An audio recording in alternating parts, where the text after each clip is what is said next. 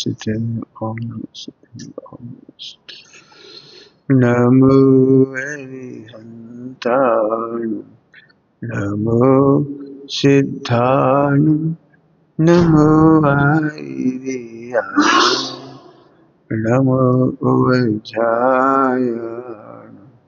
Namo Lohi Sabasa Om.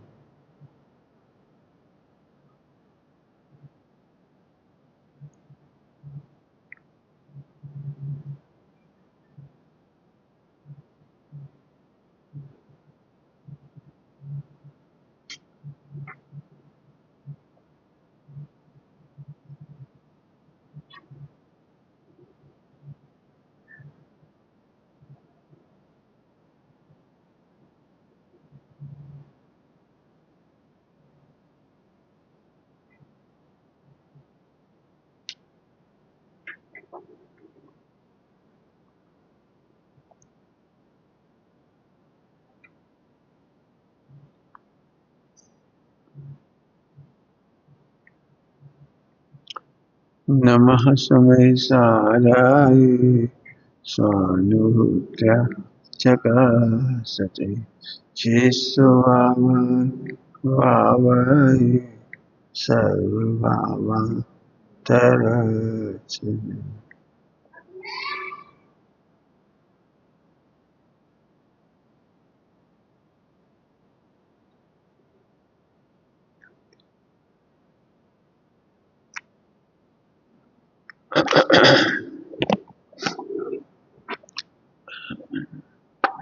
सुबह अपन सामायिक संबंधी चर्चा करेंगे और अभी आहार के 46 दोष एक बार सबके ज्ञान में आ जाए। आहार संबंधी 46 दोष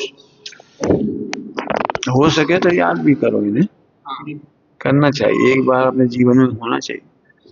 सामान्य ज्ञान अच्छे से होना चाहिए ताकि कभी प्रकरण पढ़े तो निर्णय कर सको, कह सको, सुन सको। कोई गलत बोले तो समझ में भी आई गलत बोल रहा है।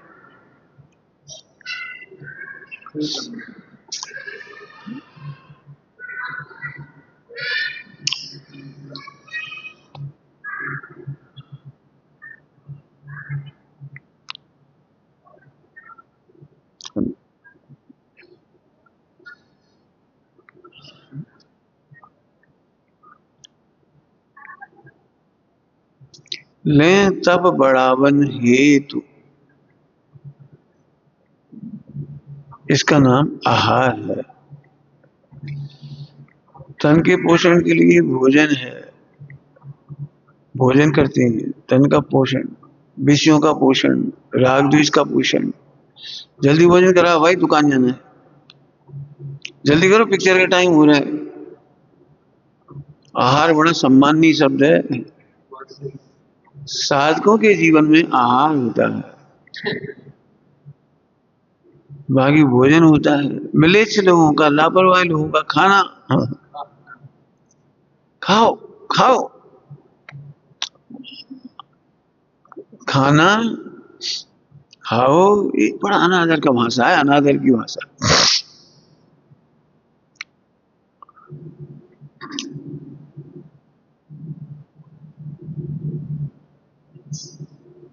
ले तप बढ़ावन, ले तप बढ़ावन हेतु नहीं पोषते तज रसन को, तन का पोषण नहीं करते, रसों का त्याग करते। रस, रस माने रुचि, रस माने सुख।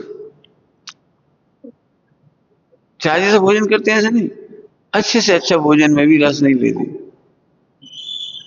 तजी रसन को, तजी रसन को, रस माने रुचि, सुख। महाराज कैसा भोजन लेते हैं? खराब लेते हैं, खराब नहीं लेते, सरस नीरस, जैसा भी यथालब्ध होता है वैसा आहार लेते। यथालब्ध, यथालब्ध मतलब जो मिलता है सहजता से। यथालब्ध को बहुत अच्छी भाषा में बोलो। यदि किसी गरीब के घर में बहुत अमीरों जैसा भोजन है तो महाराज नहीं लेंगे।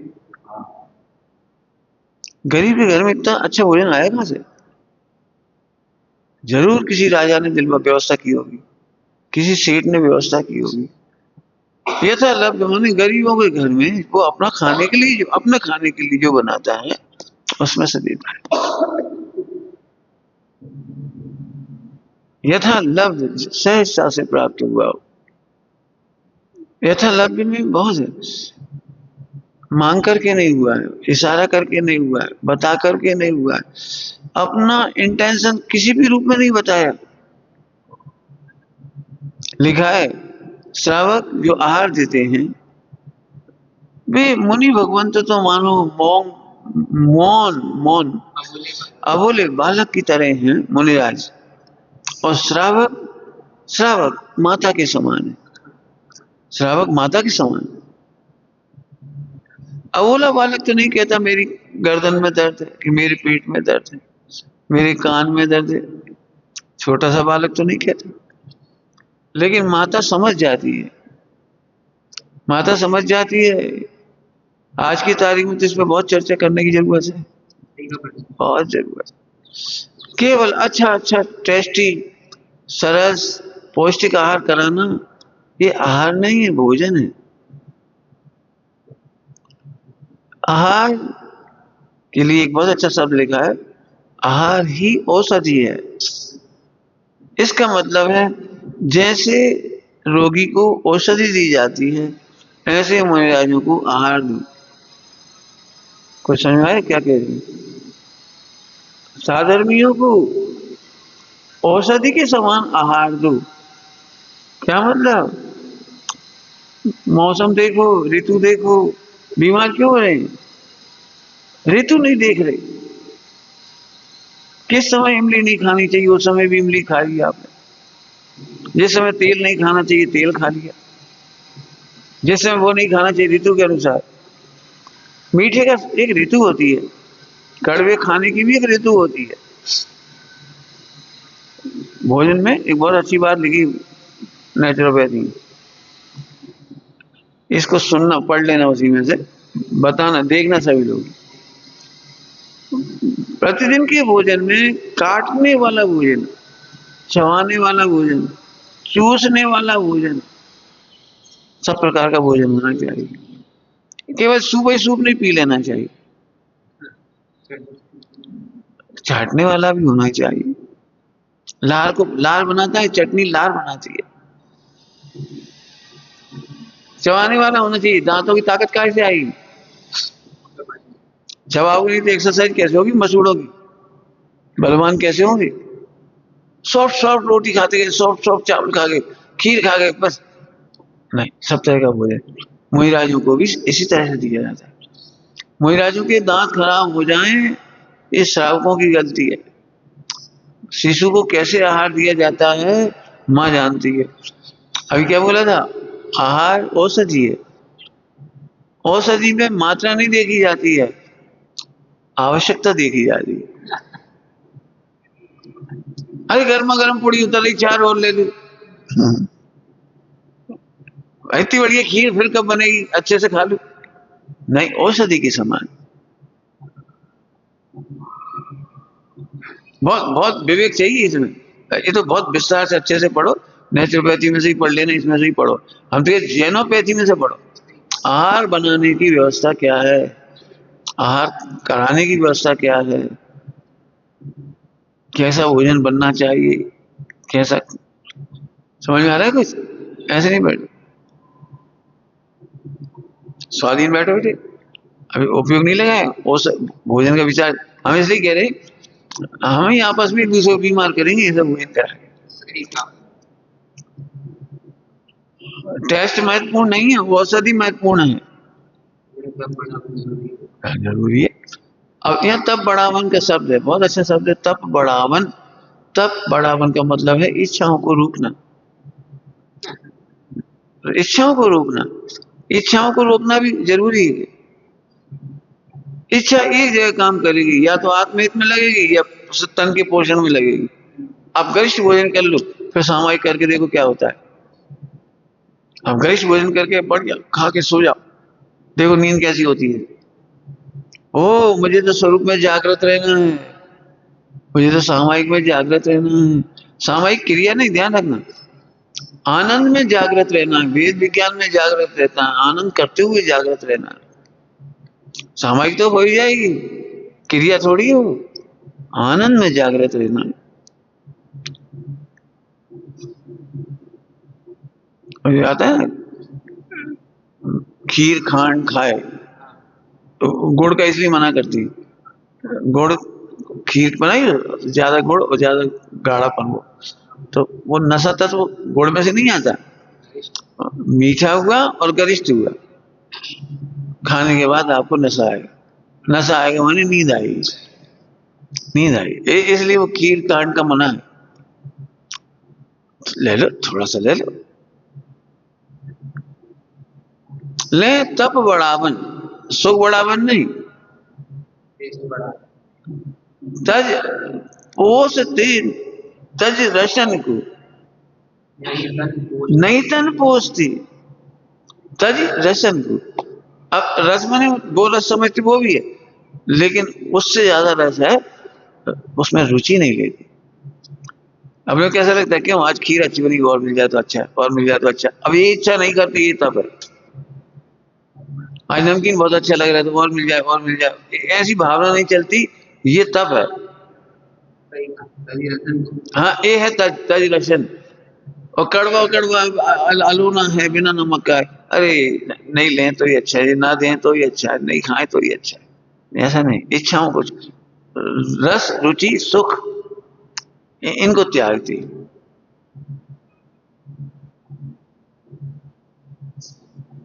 बाकी सब लिखा है आहार का प्रमाण, आधा पेट आहार करना, बस आधा पेट आहार, और आधे का आधा पानी, और आधा खाली छोड़ो। यदि आप यहाँ तक भोजन कर लेंगे, अब कोई आपकी चर्या नहीं होगी यहाँ तक करने के बाद। आधा पेट भोजन ही साधु का भोजन। साधु माने, साधु का मतलब हम सबकी बात चल रही है, साधु का मतलब है जब हम आपसे कह रहे हैं तो आप भविष्य के साधु हैं, उसकी तैयारी कर रहे हैं, यह समझ। और साधु को दो तो ऐसे दो। और दूसरी मुख्य बात समझो, आधा पेट भोजन का मतलब यह है कि खालीपन रहेगा तो उपयोग लगेगा आत्मा में, वेद विज्ञान में, भक्ति में। कभी कभी करा है तुमने उपवास एकासन वगैरह, और फिर अच्छे से खा के बैठ के पाठ पढ़ो, पाठ में दिखता ही नहीं है, आंखें ऐसी हो जाती हैं दिखता ही नहीं है पाठ। किसी से पढ़वाओ तो मात्रा ऐसे नहीं पढ़ पाएगा खाने के बाद। तो भोजन ऐसा, आहार औषधि के समान है, मात्रा से नहीं मतलब है। स्वस्थ रहना चाहिए, अब रुके स्वस्थ पे, स्वस्थ रहना चाहिए का मतलब इनकी क्रम है, पहले भोजन में कौन सी चीज देना है, बाद में कौन सी देना है, और बाद में कौन सा देना है, और बाद में कौन सा देना है। सबसे आखिरी में मिठाई नहीं खाना है, दांत खराब होती है। सबसे आखिरी में सलाद होनी चाहिए। मुहिराज हो तो देते हैं सौंफ आदि, और वो क्या नाम है, नारियल की गरी के टुकड़े सबसे आखिरी में। मंजन नहीं करना है मुहिराज को। तो अब ऐसी चीजें दो जिससे चबा चबा के उनके पूरे दांत साफ हो जाए, मालिश हो जाए, अलग से नहीं करना पड़े, उनके मसूड़ों में सूजन नहीं हो जाए। अब अलग अलग मुहिराज की अलग अलग आहारचर्या है। बहुत विहार करते हो तो दाल चावल रोटी दे सकते हैं, और पढ़ाई ज्यादा करते हो तो दाल नहीं दे सकते। एसिड बनेगी, प्रोटीन बढ़ेंगे, पेट खराब होगा, उससे दांत खराब हो जाएंगे, आंखों पर चश्मा लग जाएगा। मुहिराजों की आंखों पर चश्मा लगता है, इसका मतलब सावक को पता नहीं भोजन कैसे देना, आहार कैसे देना। हमें भी चश्मा लगे ना, घरों में किसी को आता पता नहीं कैसे भोजन। श्रम के अकॉर्डिंग भोजन, स्वाद के अकॉर्डिंग भोजन नहीं, भावना के अकॉर्डिंग। हाँ, स्वाद क्या नाम है, स्वाद के अकॉर्डिंग नहीं, श्रम के अकॉर्डिंग। जो मुनिराज विहार बहुत करते हैं, बहुत भैया वृत्ति आदि करते हैं, उनका आहार गरिष्ठ होता है। जिनको पठन पाठन ज्यादा करना, उनको रसीला आहार ज्यादा होता है। उसमें रस ज्यादा होता है, दूध ज्यादा होते हैं, छाछ ज्यादा होती है, फल ज्यादा होती है, जिनकी पढ़ाई ज्यादा होती है, जिनकी बोलना आदि ज्यादा है, पित्त प्रकृति है, उनके भोजन में घी ज्यादा होता है। और ये देख के देना पड़ेगा। समझो, समझ में आया? यदि बच्चा बीमार होता है तो माता पिता का दोष है। ऐसे साधुओं की बीमारी होती है, रोगाधिक होती है, तो यह उनकी समाधि बिगाड़ने का महापाप है। गर्मी के दिन है, काजू भी दे दी, मूंगफली भी दे दी, फला भी दे दिया, वो भी दे दिया, और सब पानी सोखने वाली चीज, सब पानी सोखने वाली चीज, उसी की बर्फी, उसी का नमकीन। नहीं देना, उन्हें अच्छा लगे तो भी नहीं देना। भाई नहीं, सब तरह की मुंजाई होती है भाई, आप जो दिए उसे ले लीजिए, कई बार पहचान लेते इन्हें अच्छा लग रहा है तो और दे देते, नहीं देना। ऐसे एक एक चीज का विचार है। देखो सभी लोगों से कह रही, हम महिलाओं के प्रकरण में समझाकर आपको बता रहे, आपका भोजन कैसा हो, न खींच करके हो, सुखाए चले जा रहे शरीर को, सुखाए जा रहे। इसमें लिखा है आहार का प्रयोजन, इसमें पढ़ लेना, इसमें से आहार का प्रयोजन भी लिखा है इसमें। आहार का पहला प्रयोजन है समाधि, आनंद अच्छे से हो, आराधना अच्छे से हो। फिर और भी कारण लिखे हैं। एक कारण अंत में ये भी लिखा है, ब्रह्मचर्य की पालना अच्छे से करने के लिए तप आदि, उपवास आदि करें। उपवास आदि करने के कारण लिखे हैं इसमें। ठीक है, अब थोड़ी सी ध्यान से सुनना। अकेले एकल विहारी मुनिराज भी आहार के पात्र नहीं होते, और अकेला श्रावक भी आहार नहीं दे सकता। क्या कहा? अकेला श्रावक, अकेला श्रावक मतलब अकेले घर पे दो मेंबर है, पति पत्नी, वे कैसे आहार बनाएंगे, कैसे दूध लाएंगे, कैसे घी निकलेगा, कैसे करेंगे, और दो जनों के भोजन में से एक का भोजन कैसे कराएंगे? पहले ज्वाइंट फैमिली होती थी 50-50 लोगों की, 60-60 लोगों की, 40 लोगों की, उनमें दो चार मिजाज के आहार हो जाए, खबर ही नहीं पड़ती थी कुछ, खबर नहीं पड़ती थी। जैसे अपन 20 लोग भोजन कर रहे, एक दो जने आए, फटाफट सामान, कोई दिक्कत ही नहीं पड़ी, पता ही लगा किसी को। हाँ, ये बड़ी बात है सभी लोग। अब हम अपने एंगेज सोचो, आप अकेले क्या भोजन बनाओ, तुम कैसे अतिथि संविभाग करो, अकेले अकेले कमरे में अपना अपना भोजन बनाओ, कैसे कराओगे भोजन? इसमें तो अभी अभी पढ़ के सुनाऊंगा। मुहिराज को देख करके एक मुट्ठी चावल डाल दिया, यह दोष है। आपने मुहिराज के लक्ष्य से भोजन बनाया, मुहिराज को देख करके आपने और ले लिया।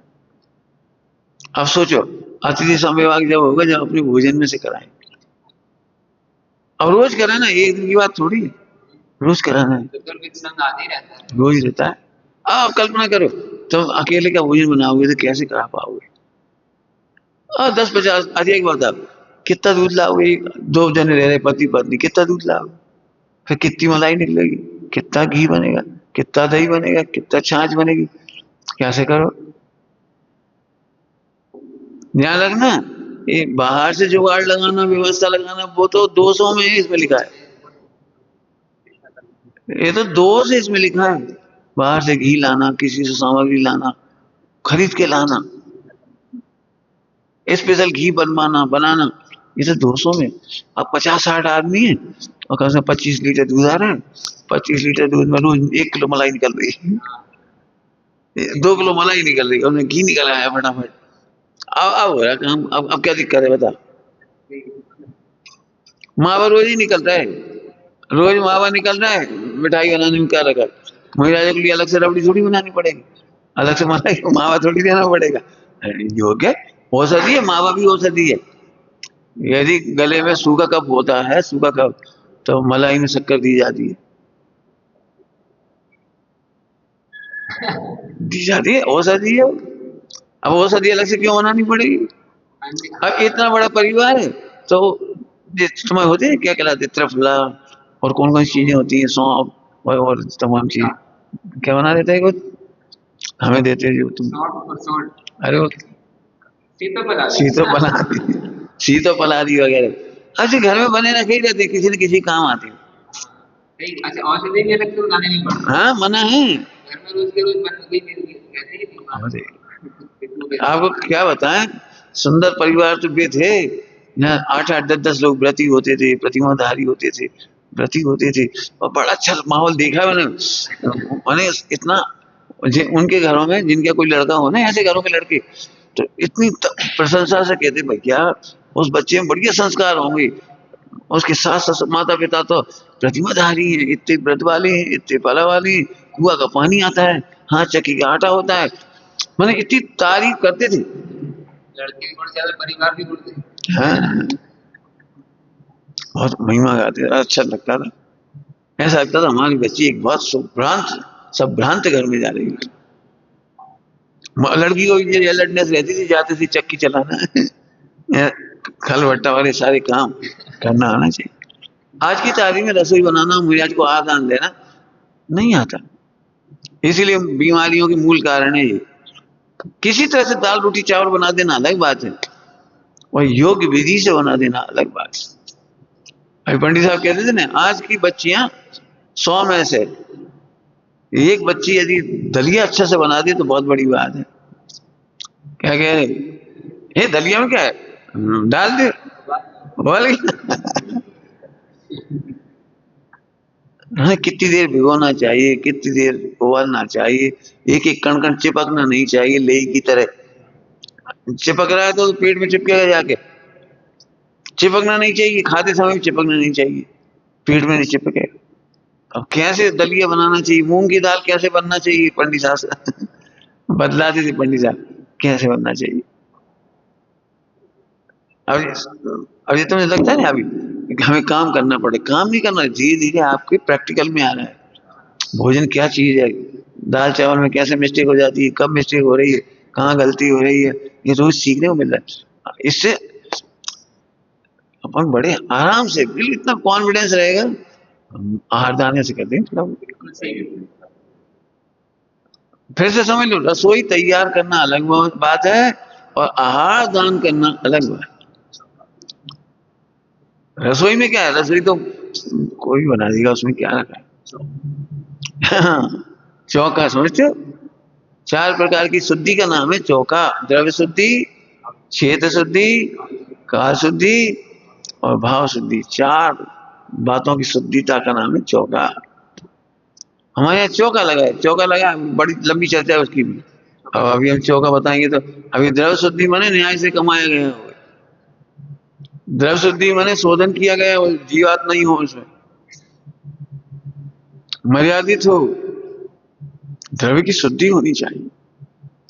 और साथ में अभी तो बहुत बड़ी है, पंडित साहब से पढ़ना, उसमें पढ़ के दिखाना, आहार निर्देश में से पढ़ लेने सब लोग, आज ही पढ़ लेना आहार निर्देश में से, फिर अपने को भी द्रव्य स्वभाव से देखकर उनको भी द्रव्य स्वभाव से देख करके, अपने को भी शरीर नहीं देखते हुए उनको भी शरीर नहीं देखते हुए देखो, क्यों तुम नौकर को भोजन कराओ तो परिणाम कैसे होती है, और अधिकारी को भोजन कराओ तो भोजन कैसे होती है, और राष्ट्रपति को भोजन कराओ तो कैसे भोजन परिणाम होती है, सोचो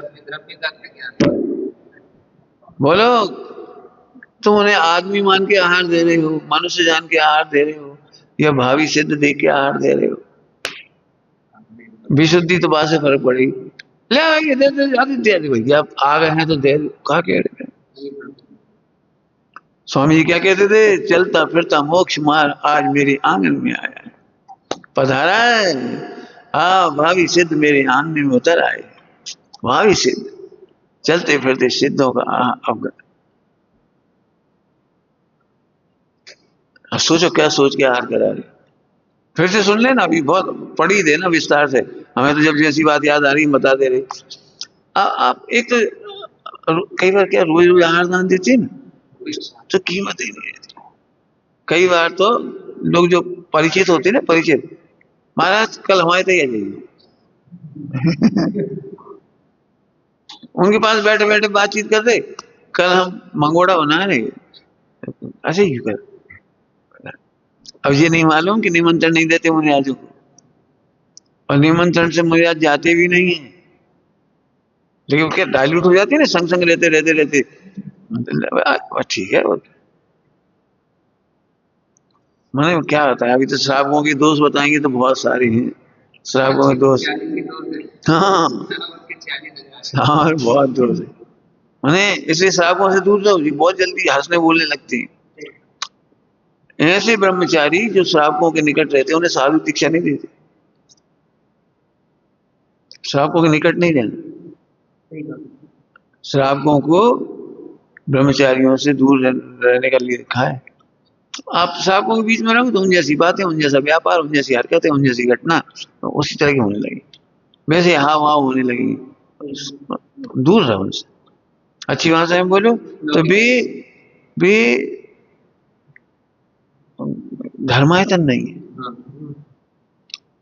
लौकिक जीवों की संगति को त्याग। हाँ, लौकिक संगति का त्याग, धर्मायतन नहीं, आपको धर्म सुरक्षित नहीं रहेगा। दीक्षा नहीं देती ऐसे लोग। देखो, एक ब्रह्मचारी गृहस्थों संग ज्यादा उठे बैठे तो वे लोग अपनी बात बताएंगे, तुम्हारी बात थोड़ी सुनेंगे। वे हमारी अपनी बात कहेंगे, भैया तुम तो सब जगह जाते हो, जब मोड़ी इतनी बड़ी हो गई, ब्याह नहीं हो रहा, तुम बताइए कहीं। ब्रह्मचारियों से कहने लगेगी हमारे लड़का इलाज कोई लड़की बता दी अच्छी, बहुत अच्छा कमात करा दे। मैंने बिल्कुल भी ये बात करी। लौकिक बात।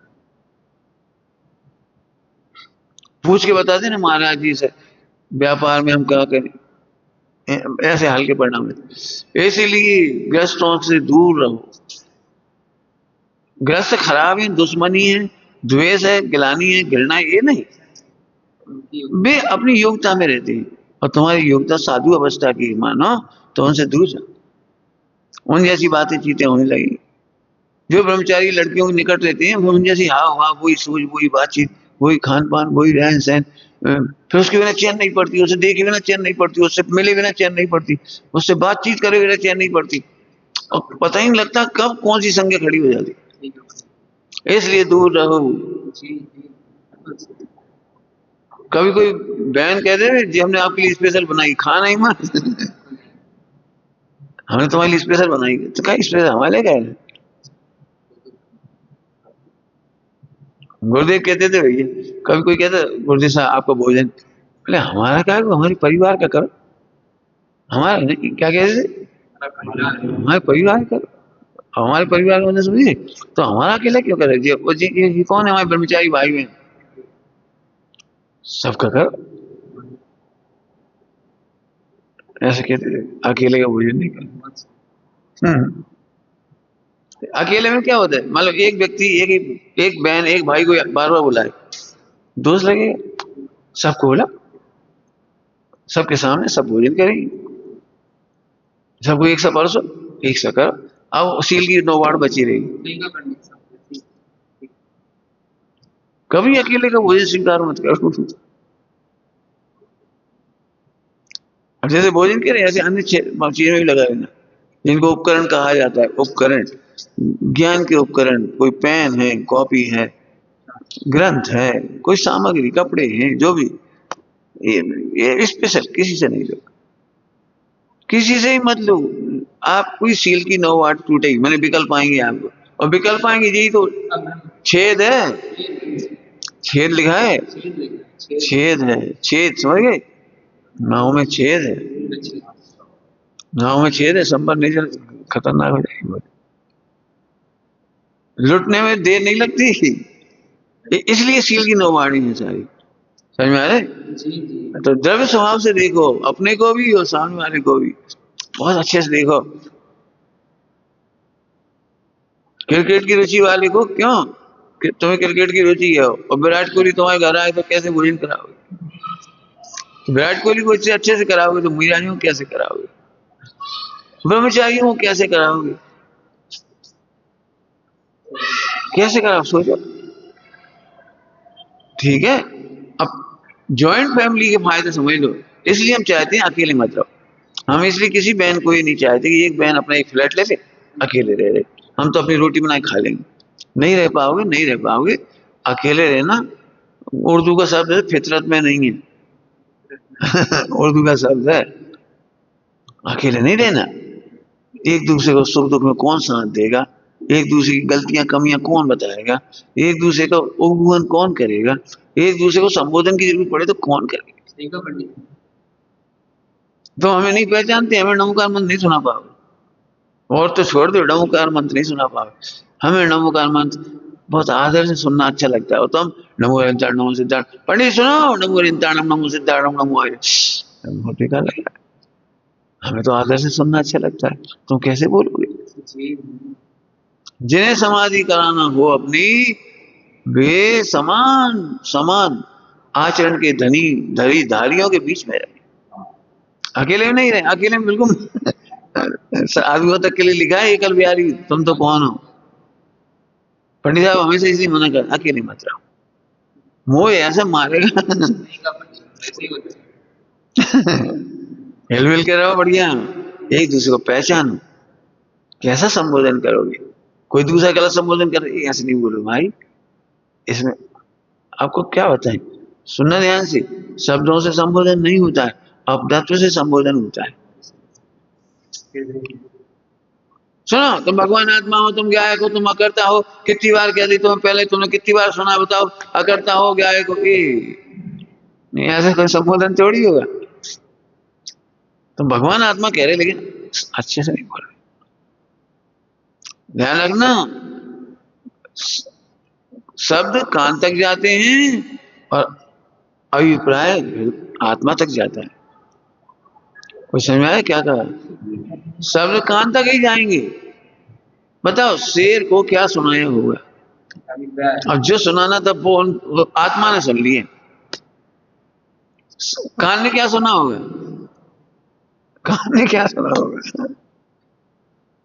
हम तुम्हें कुछ भी कह दें तो कान ने तो वो ही सुना, लेकिन अंदर का भाव समझ गए, अरे भाई साहब, अरे भाई साहब को भार हो गई, अरे भाई साहब को अच्छा लग रहा है, पड़ोस ने भी अच्छा, और चाहिए, और इसमें समझ में आ गई अब भार लग गया, और चाहिए भैया कछु लग ही नहीं, ताला खोल ले।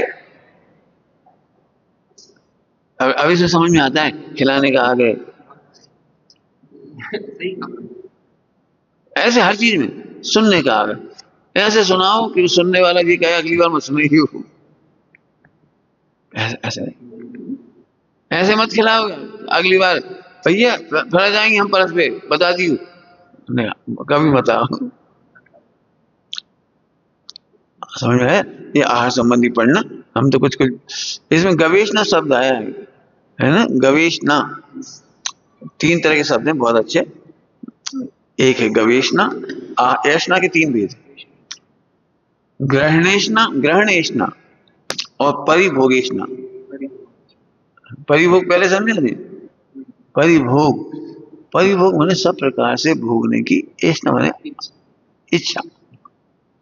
अब इस सब प्रकार से भोगने की परिभोग, परिभोग क्या है, बहुत समझना, खूब खाना पीना थोड़ी परिभोग, इसमें है, बहुत ध्यान से सुनना, बहुत अच्छे, कम पॉइंट है इसलिए पहले से सुना देता हूं आपको,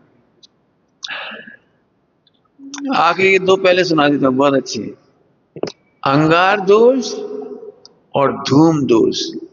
धूम और अंगार, अंगार और धूम, अंगार समझे, दातार अंगार जैसा ना लगे और धुआं जैसा ना उठे। बहुत अच्छा, ये बात है। समझ गए, माने जैसे धुआं में दंदाता है कोई, ऐसा चेहरा हो रहा है, अरे देते दो भैया, देते परसों, धुआं जैसा हो रहा है। अंगार दोष माने ईर्षा से जला जा रहा है। ध्यान रखना, अंदर ईर्षा होगी तो ईर्षा की भाषा निकलेगी।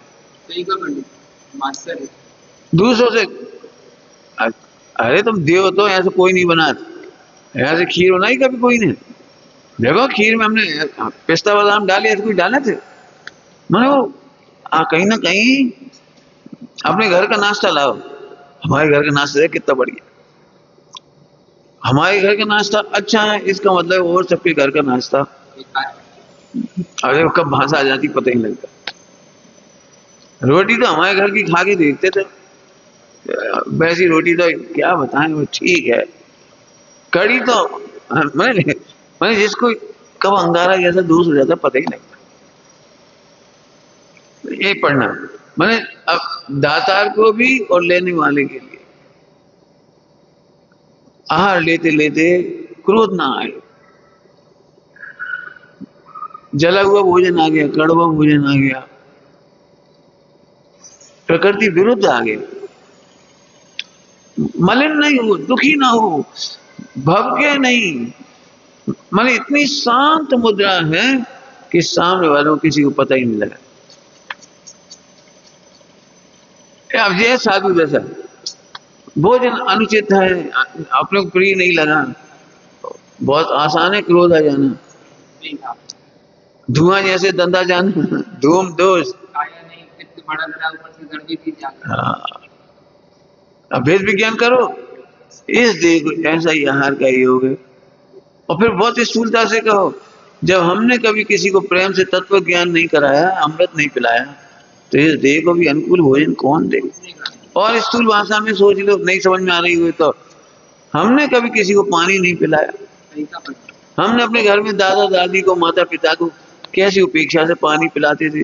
माँ तड़पती रह जाती थी, हम पानी ला के नहीं देते थे समय पर, कुएं का पानी समय पे ला के नहीं दिया, हमने नहीं दिया, हमें कैसे मिलेगा। खराब भोजन दूसरे को पकड़ा दो, अच्छा पान ले लो, कोई बात नहीं है, अब तुम्हें भी खराब भोजन देने वाले मिलेंगे। आहार में अभी चर्चा आएगी सब बहुत। आहार में उत्तम का दान, उत्तम उत्तम का दान, उत्तम का दान समझिए, जो हमारे वो आहार दान दिया था खीर का, वो उस दिन उनके यहाँ उत्तम आहार था। जब से गरीबी आई थी उन सेठ जी को, सेठानी को पाप का हो था, पति एक्सपायर हो गए, गरीबी आ गई। अब उनके जीवन में वो बहुत वर्षों बाद, साल 2-4 साल बाद खीर बनी थी, ये उनका उत्तम भोजन था। अब क्यों भाई, कितनी खीर बनी होगी भाई, कितना दूध दिया हुआ, दूध आधा लीटर एक बच्चे के लिए बना देना, खीर तुम खा लेना, आधा लीटर 1 लीटर दी होगी, 1 लीटर की खीर बन के 1 कटोरा बची होगी, और कितनी बचेगी, हो जाएगी। अब देखो, अब ये भाव कितना कठिन है कि जिंदगी में पहली बार इतनी सी खीर बनी, और बड़ी टेस्टी, बड़ी कल्पना, और इतनी सी बनी कटोरा भर, बालक की क्या करना ये और देने का भाव। अपन सही बताओ, बहुत मेहनत लगेगी। अपने घर में थोड़ी सी खीर बनी हो, मम्मी परस रही हो, मामा को, चाचा को, सबको, तो बार बार लग रहा बच रही कि नहीं हमारे लिए हमारे लिए बच रही कि नहीं बच रही सोचो, मुराज के आहार दान में और खीर दी जा रही है, बच्चे को ये नहीं लग रहा है एक आध कौर हमारी बचेगी कि नहीं बचेगी। देखो, यहाँ मुनिराजों की पवित्रता है, यहाँ दातार की पवित्रता है, और रिद्धियां प्रकट हो गई। अतिशय जिसको आप कहते हो, अतिशय अतिशय हुआ है। अब कुछ क्यों पढ़ा रहे समझ में आने कोई, आहार करना और कराना देना नहीं है, रोटी देना और आहार दान फर्क है। रुपया देना और रुपयों का दान करना दोनों फर्क है। डॉक्टर साहब ने लिखा है उसमें दान के प्रकरण में, देना और दान का अंतर है। पंडित साहब बता दीजिए। अब बोलो भाई, दान दिया कि देते हो? नौकर को दान नहीं देते आप, आहार दान। नौकर को रोटी देती हो, नौकर को सैलरी देती हो, आप दान देते हो। बताओगे अब दान के बारे में हम क्या कहना चाह रहे, क्या कहना चाह रहे? जिनसे हमें उसके बदले में कुछ नहीं चाहिए, ये दान है। यदि उनके बदले में कुछ चाहिए, हमें रत्नत्रय मिल जाए, हमें स्वाध्याय मिल जाए, हमें कुछ उनसे लाभ मिल जाए, फिर हम इन्हें आहार करें, वो तो व्यापार है। हमें इनसे इसके बदले में कुछ नहीं चाहिए। बहुत बहुत मेहनत लगेगी, हमें तुमसे कोई अपेक्षा है, पूरी हो गई तो आओ भाई आओ, और नहीं हो। इसके लिए शब्द है निष्प्रही। निष्प्रही। अब करो आहार दान। जिनसे हमें कोई लाभ नहीं हो रहा हो उन्हें भोजन कराने में कैसा लगता है? अब जरा सोचो, भारतीय संस्कृति की बात कर रहे हैं, कैसा कैसे होंगे? दक्षिण के मुनि उत्तर में आ गए और उत्तर वालों ने एक दिन भी उनके प्रवचन नहीं सुने,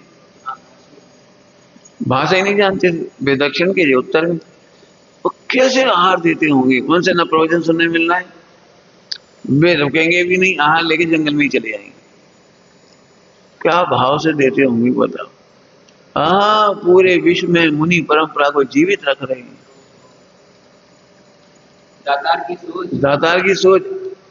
देखो, परिचित हो, प्रिय हो और लाभ हो। क्या कहे? परिचित हो, प्रिय हो, हमारी तुम्हारी बनती है और तुमसे लाभ भी है। तो ऐसे प्रसंग में आहार दान नहीं किया आपने, आपने आहार दिया है, भोजन दिया है। पहले कह दिया नौकर को देना, सैलरी देना, जैसा कैसे गजब होगा। पहले पुरानी शिक्षा प्रणाली की बात करते, पहले की पढ़ने वाले विद्यार्थी, उनको भोजन आश्रम से नहीं मिलता था, मैं गांव में जाके भिक्षाम देही करके लाते थे। गांव में भिक्षा कर, और उन्हें क्या मिलता था बताओ? उन बच्चों से क्या मिलता हो? उन बच्चों को अनाज, भोजन, सब्जी क्यों क्यों देते हैं? अब ये विश्व कुटुंब, बच्चे हमारे, हाँ, ये बच्चे पढ़ेंगे लिखेंगे तैयार होंगे तो राजा बनेंगे, सेना बनेगी, मंत्री बनेंगे, तभी तो हमारी रक्षा होगी। कितनी दूर तक की सोच। भाई साहब को क्या जरूरत है? इतने लोग इकट्ठा कर लिया, अब इसी की बदनामी है। इतने भाई बहनों को बे क्यों रख रहे हैं? क्यों रख रहे भैया? हमारा स्वार्थ है, अब क्या करें। मैंने हल्की सोच है। क्यों क्यों? अरे भैया तो तुम रखो, हमें कोई दिक्कत नहीं, रखो। हम ये नहीं चाह रहे। जो आत्म कल्याण करना चाहता है वो पूरे वैश्विक कुटुंब का सदस्य है। आत्म कल्याण कर तो रहा है भैया। जरा उन लोगों को देखो जिनको क्रिकेट की रुचि होती है, क्रिकेट के देशों को, गांवों को और बच्चों को उठाने के लिए कितना पैसा खर्च कर देती है। वे क्रिकेट फैला रहे और हम आत्मा नहीं फैलाई। अभी वर्तमान में ऐसी खराब स्थिति है कि आत्मा कल्याण करने वालों के लिए 99% तो उपेक्षा से देखेंगे। कहा फालतू लगे, कहा क्रियाकांड फैला रहे, कहा जड़ की क्रिया कर रहे, और रखो गाय अपने घर में धर्म करो। कितनी शिक्षा मिलती तुम्हें? घर में धर्म कर लो, सोच ही नहीं होता। और तुम काय को खिला रहे सबको आहार दान। अरे हम एक बात कह रहे भैया, अब क्या किन शब्दों में कहें, हम बनियागिरी नहीं सिखाना चाह रहे। पहले एक बनियागिरी चलती, अभी भी चलती है। लोग ऐसे कहते, देखो तुम आहार दान नहीं दोगे तो तुम्हें मुनि दशा में आहार नहीं मिलेगा। इसलिए श्रावकों का एक काम है, मुनियों को आहार दान दो ताकि तुम्हें भी अच्छा आहार मिले। ये दृष्टांत ऐसा कहा जाता है। चारों प्रकार के दान में पंडित साहब ने इसके बारे में ऐसी बात कही, यदि आहार दान के बदले में आहार मिले तो हम तो कभी ना दें। मोक्ष ही नहीं होगा। क्यों? अब मोक्ष कब होगा? हम तुम्हें देंगे तो हमें दोगे, हम तुम्हें देंगे तो हमें दोगे। चलो आहार दान तो फिर भी ठीक ठाक है। अब औषधि दान का क्या करें? हमने तुम्हें कैंसर की दवाई कराई है, अब इसका मतलब क्या निकला? कि अब अगली बार हमें कैंसर होगा और फंस गए उल्टे अपन। तो आज हम तुम्हें ज्ञान दान दे रहे, अगली बार तुम हमें ज्ञान दान दोगे, तो फंस गए। तो बिल्कुल जैन शासन का दान और देने में ही फर्क है। दान और देने में फर्क है। नहीं नहीं, आहार दान का फल है कि अनंत काल तक आहार की जरूरत नहीं पड़ेगी। औसत दान का ये फल है, अनंत काल तक औसत की जरूरत नहीं पड़ेगी। भैया वृत्ति करने का, समाधि कराने का ये फल है, तुम परम समाधि पाओगे। ये नहीं सोचना हम हाथ पैर दबा रहे तो हमारे दबा, आधा घंटा हाथ पैर दबाए थे कल। व्यापार थोड़ी है आधा घंटा नहीं, 1 घंटा। लौकिक व्यवहार थोड़ी। तुम्हारी मोड़ी की शादी में हमने 11 दे थे, तुम्हारी मोड़ी की शादी में 11 देखो। व्यवहार नहीं है। दान है, दान। अब समझ रहे हैं दान का मतलब कितना जोरदार है। आहार दान, दान है, दान देना है। ऐसा लिखा है, मानो कल वृक्ष लगाया। क्या लिखा है? दान दिया मानो कल्प वृक्ष लगाया। कल्प वृक्ष समझते हो?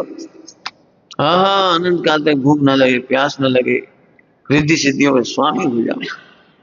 बड़े प्रेम से, बड़े प्रेम से, बड़े उल्लास से।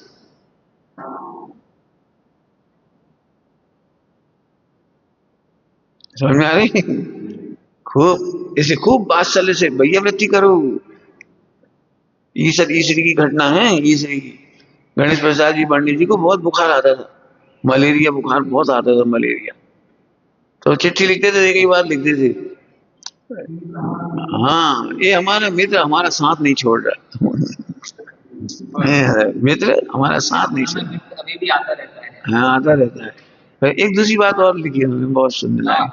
उन्होंने कहा, जरूर मैंने ज्ञानी जनों की भैयावृत्ति नहीं की होगी, इसलिए मुझे भैयावृत्ति करानी पड़ रही है।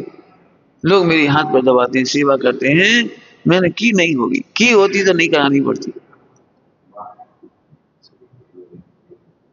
समझ में आया? बोलो कल वृक्ष कौन कौन को लगाना है? आहार दान करो, आहार दान करो, देव नहीं तो बैठ जाओ, लो खा ली, नहीं दान नहीं किया आपने। और फिर समझो एक बहुत कठिन बात, जिनसे हमें कुछ नहीं चाहिए, वे केवल आत्म कल्याण कर रहे हैं। फिर कहीं के हों, पूरब के हों, पश्चिम के हों, उत्तर के हों, दक्षिण के हों, कहीं के हों, सबको आहार दान देंगे।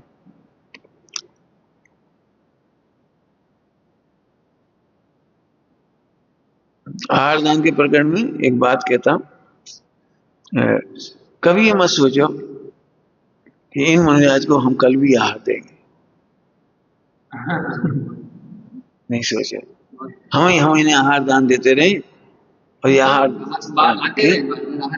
ये नहीं।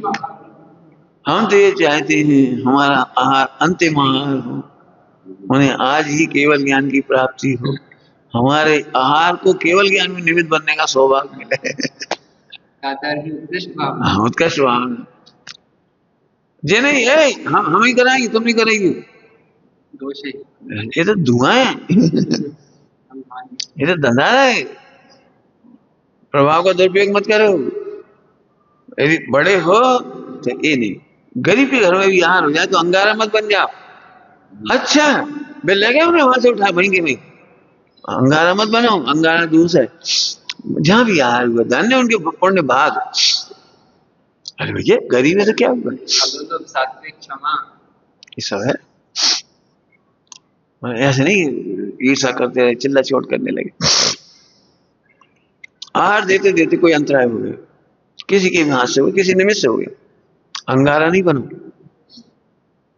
नारायण में तो चिल्ला चोट नहीं करो।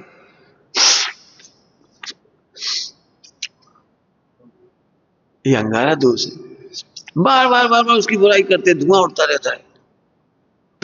जे हैं ऐसे, इनकी ऐसे ऐसे नहीं कर। किसी भी जीव को देखो, अंतराय होने में तो बहुत सारी घटनाएं, एक कार्य में अनेक कार्य। नहीं उस एक जीव को पतित मत करते जाओ।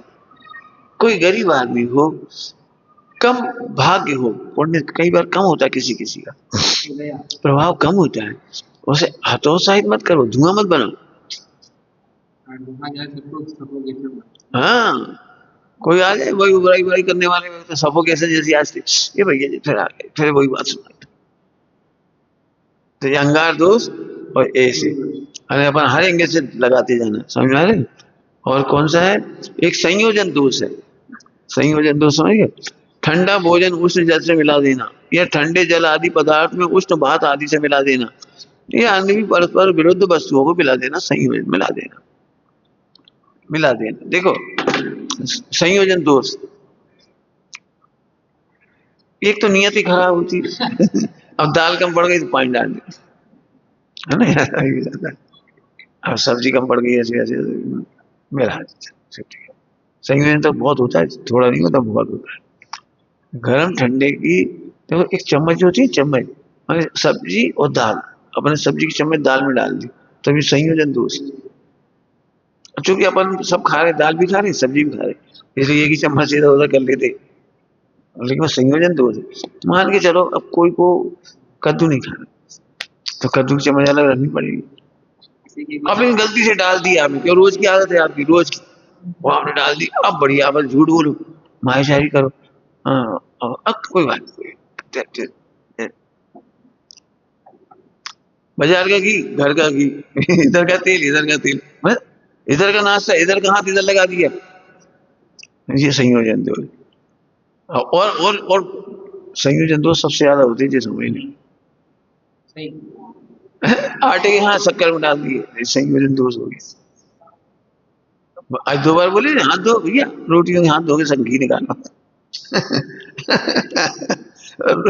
रोटी देते देते देते घी निकालने पहुंची, शक्कर लेने पहुंची, ये सही। अब ये लोगों ने क्या सकरा निकला क्या होता है, अरे सकरा निकला ये होता है, अहिंसा होती है। संयोजन नहीं करना, मिलाना नहीं, पूरी कोशिश करो अलग अलग रखो, मिले नहीं कोई चीज, इससे क्या आदत पड़ी रहती है। नहीं तो कभी कभार कोई व्यक्ति के नियम अपन तोड़वाएंगे, चलो भाई मैंने तो नहीं खाना लिया, अपन टमाटर की चम्मच अब इसकी इसमें डाल दी, हालांकि हम हमारा मतलब है अपने निमित्त से किसी का नियम नहीं टूटना चाहिए। अपनी अपनी उपयुक्त जागृत अब तुम कहो टूटते जान दी, तो जितनी उपेक्षा से तुम कर रहे हो, फिर कल तुम्हारी तुम्हें तकलीफ होगी, देखो हमें कैसे पानी दे रहे, वो तो रख दो तो पानी, वो उधर रखता था, चाहिए से हाथ से दे रहे हैं। कई बार ऐसी गलती होती है ना, नहा धोकर आए, वो तो हम तो हाथ धो के ही आए। पूछ तो यही बोलते हैं, हाथ हो गया। हाथ धो ली कि हाँ अभी नहा के तो आए।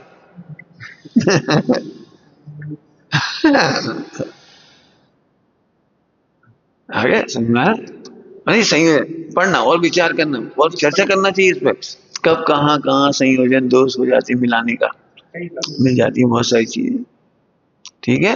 एक संयोजन और एक प्रमाण दोष है। व्यंजन आदि भोजन के उदर के दो, जी देखो इसमें आया प्रमाण, प्रमाण माने 4 भाग करो पेट के, कभी बीमार नहीं होना हो तो, और आधा पेट भोजन करो, माने 2 भाग भोजन से भरो, 1 भाग पानी से भरो और 1 भाग वायु से भरो, बिल्कुल। अब आप स्वस्थ रहोगे, इसलिए ऊनोदर का है, मन जीवन शैली है, अलग अलग दिन का तब नहीं है। और ऊनोदर का मतलब ये नहीं है कि हमने कम खाया, भूख से कम खाया, जैसे आज भूख 2 रोटी की है तो 1.5 खाई, 1 खाई, कम खाना मतलब भैया पहले तो हम 10-10 रोटी खाते, तो भैया पहले 10 रोटी खाते थे, लेकिन उस समय तुम 30 साल के थे, अब तुम 50 साल के हो गए, अब 10 रोटी थोड़ी खाओगे, अब तो ये 3 रोटी की चाहे तो 2 खा लो, 2 खा लो, ये तब बड़ा अब इसमें प्रमाण दोष है ना, प्रमाण दोष, ये प्रमाण टूट जाता है। क्यों टूट जाता है कि अब वो एक ही बार में लेना मान के चलिए, तो रोटी भी पर्याप्त है, चावल भी, और फिर 10 आइटम मेरे को बार बार तो लेना नहीं, तो वो फिर प्रमाण टूटता जाता है, उससे फिर रोग आदि होती है। रोग का कारण और कुछ नहीं है, कफ होने का सीधा कारण है पेट साफ नहीं होना, और इसका 1 सेकंड का हिसाब है, यदि 1 मिनट पेट साफ नहीं हो रहा है माने आपका अनाज की मात्रा ज्यादा, थोड़ी देर में कफ हो जाएगा, थोड़े दिनों में फिर पित्त बनेंगे, भड़केंगे, सारे काम होंगे। सबसे अच्छा तरीका है कम खाने से कोई रोग नहीं होता, लेकिन अधिक खाने से, अधिक खाना मतलब पाचन से अधिक, श्रम से। देखो जठराग्नि कैसे खत्म होती है पता है, जठराग्नि जैसे अग्नि घी, अग्नि से घी जलती है कि घी से अग्नि जलती है कि बुझती है, घी से अग्नि जलती है बुझती है, एकदम से बढ़ेगा तो कुछ जाएगा, बस धीरे धीरे जाएगा, अब थोड़ा थोड़ा डालते जा, अग्नि भड़कती जाएगी, अग्नि की रक्षा होगी, अग्नि की रक्षा करो। अब समझ में, ऊनोदर से अग्नि की रक्षा हुई। बहुत सारे लोग ऐसे होते हैं त्यागी व्रतियों में बहुत तकलीफ कि वो खाने का मन नहीं होता, खाने का मन नहीं होता, जैसी जैसी भूख लगनी चाहिए वैसी नहीं लगती, और कई बार ऐसा हो जाता है अब अच्छा बन गया, खुशबू आ गई तो पानी आ गया, तो चलो खा ले, अब खाना तो है ही चलो खा ले, तो ये भोजन नहीं है, ये भोजन तो तब है जब ऐसे जम के भूख लगे, कब खाएं चैन नहीं पड़े बिल्कुल। तो जितनी अग्नि जलाना है, अग्नि कम खाने से बीमार नहीं होती, थोड़ा थोड़ा डालते जाओ। सब चीजें ले, कोई दिक्कत नहीं, सब सारी चीजें थोड़ी थोड़ी खूब चूस चूस के खाओ, चबा खाओ। और 1 मिनट में पेट साफ होना चाहिए। 1 मिनट में पेट साफ नहीं हो तो फौरन चेक करो, चेक। ये जो बनती है ना बीमारियां जो अभी हो रही, पथरी वथरी बनती कहाँ हुई? अग्नि का ईंधन ज्यादा ज्यादा अग्नि बुझती जा रही है, और ऐसे सूखता जाता है, एसिड सूख के स्टोन बन वो स्टोन बन जाता है। क्यों? वो उत्तम हो ही नहीं पा रहा उससे। ये पढ़ लेना चाहिए सबको, इसलिए हम कह रहे आप पढ़ लो ये सब। पथरी बनती क्यों है, एसिड बनता क्यों है, तकलीफ होती क्यों है? हम तो एक बात है, आज भी हम सब खा रहे सब, लेकिन हम थोड़ा थोड़ा सी, ज्यादा नहीं खाएंगे। अब हमें क्या तकलीफ कैसे? आज सुबह एक भुट्टा खा लिया बस, वो भी काम ही पड़ जाता। हमारा मतलब थोड़े में काम हो जाता है, बहुत अच्छे से हो जाता है। अब ये तो अभी रोज की लड़ाई है। अब नाश्ता आ गया घर से, खत्म भी करना है, मर्यादा भी निकल रही, फेंकने भी नहीं है। अब क्या करें, दे सकते नहीं, खा सकते नहीं, पूरा करते किसी तरह से। और 10 तरह का नाश्ता आ जाए तो और आफत, और 10 घरों से आ जाए तो और आफत। अब इधर इधर रहने का एक नुकसान यही है, अब समय सिगरने जितने लोग आएंगे परिवार से, जहाँ जहाँ से भी आएंगे, ये सब ले लेके आएंगे। संयम ही रक्षा, आप अपनी रक्षा अपने से। प्रमाण, इस प्रमाण अच्छा शब्द है। माने ये 4 गलतियां तो बुद्धिपूर्वक सबको सीखनी चाहिए। बाकी अभी बता देंगे, तुम चाहो तो तुम ही पढ़ लेना। उद्गम आदि दोष, उद्दिष्ट आदि के दोष, हम उसकी भी चर्चा करेंगे, थोड़ी थोड़ी कर रहे हैं अभी, पढ़ लेना इसमें से पॉइंट है ना। ओम नमः शिवाय।